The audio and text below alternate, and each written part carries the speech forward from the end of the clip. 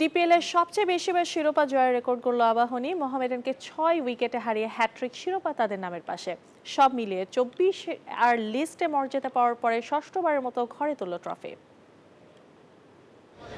যে দলটি ডিপিএলে থাকবে কিনা সেটি ছিল আলোচনায়। তাদের হাতে উঠল আসরের টানা তৃতীয় শিরোপা।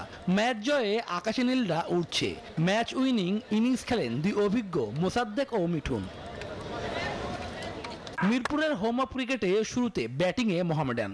শুরুটা মন্দ হয়নি তাদের। দলীয় ৫০ রানে ফেরেন তৌফিক। ক্যাপ্টেন রনিও শুরুটা ভালো করে থামেন ব্যক্তিগত ৪৫-এ।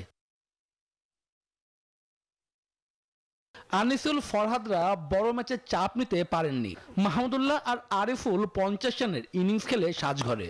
স্লগে সাইফুদ্দিন নাসুমরা ভূমিকা রাখতে না পারায় মোহামেডান গুটিয়ে যায় ২৪০ রানে। মৃত্যুঞ্জয় নেন ২ উইকেট।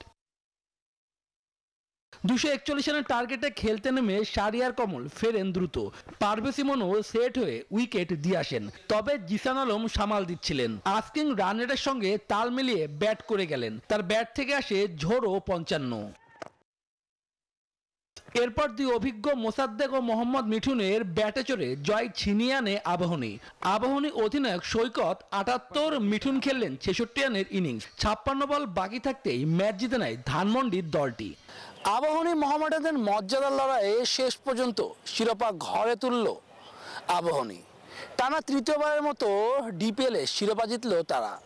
যে দলটি নিয়ে টুর্নামেন্টের শুরুতে আলোচনা হচ্ছিল টিমটা তারা গঠন করতে পারবে কিনা, সেই দলটি শেষ পর্যন্ত ঘরে তুলল ডিপিএলের শিরোপা। Shubhodeb Nath, news 24, Mirpur Sherebangla stadium, Dhaka.